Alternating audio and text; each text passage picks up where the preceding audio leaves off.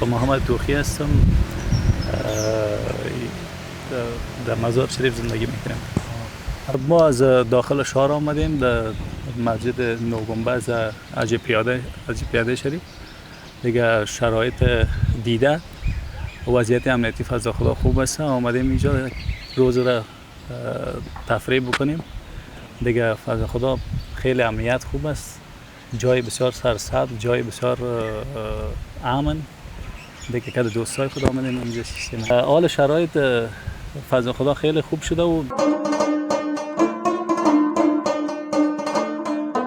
سلام علیکم. دکتر وارث فهیم هستم، در مزار شریف زندگی. ما از داخل شهر آمدیم و فعلا در مرکز فرهنگی نوگنبد یا حج پیاده حضور داریم و به خاطر تفریح و سیاحت و دیدار از ساحه تاریخی و مکان باستانی است.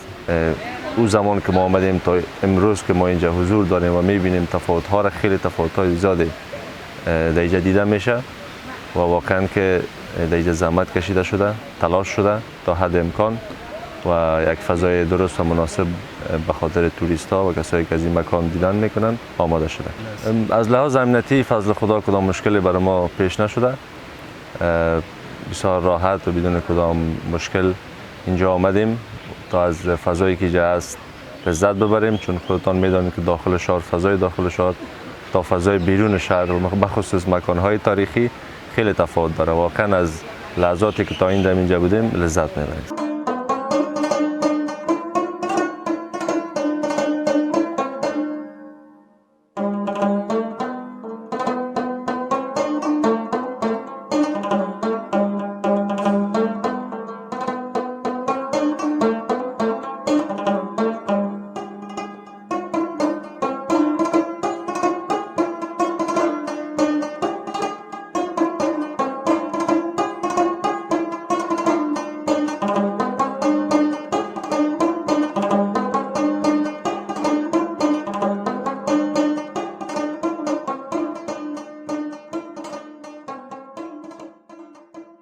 نوم سمیع الله ده، د ترکستان د لوړو زده کړو مؤسسې د اقتصاد پوهنځي استاد او د بلخ ولسوالۍ اوسېدونکی.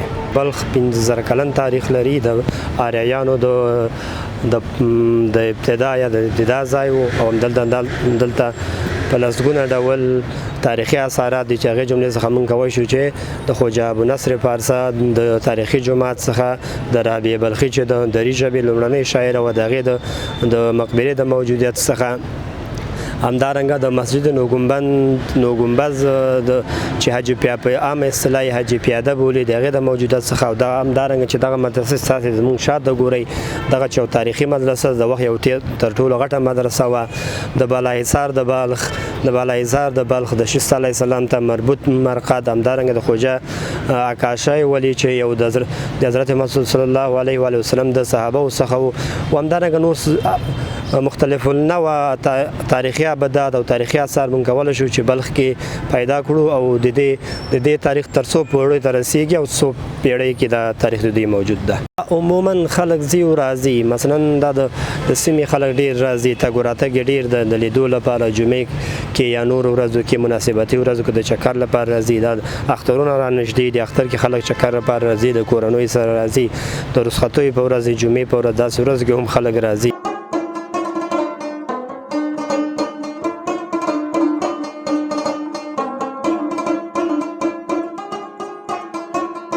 زما نوم ډاکټر نصیب الله دی او تخلص مې زیارمل دی. زه د بلخ ولسوالۍ اوسېږم. دا خو داسې ده چې دغه راتلونکي دغه تېر تحول کې یو لږ څه د خلکو تګ راتګ لږ څه کم شوی او لله الحمد اوس بیرته خلک پوه شوي دي او امنیت هم ډاډمن دی. انشاءالله هغه ځایونه چې په تېر حکومت کې تړل شوي او خلکو ته اجازه نه ورکول کېدله لکه بالاحصار چې او اوس د فعلان لپاره د خلکو د تګ د راتګ لپاره آزاد دی او هر څوک کولی شي چې راشي. او بهرانیان هم کله کله موږ دلته وینو چې راځي او د داخلي کسان چې دي، مثلا د نورو ولایتونو، د جنوبي ولایتونو خلک راځي دلته د تفریح لپاره، د خپل د معلومات د زیاتولو لپاره.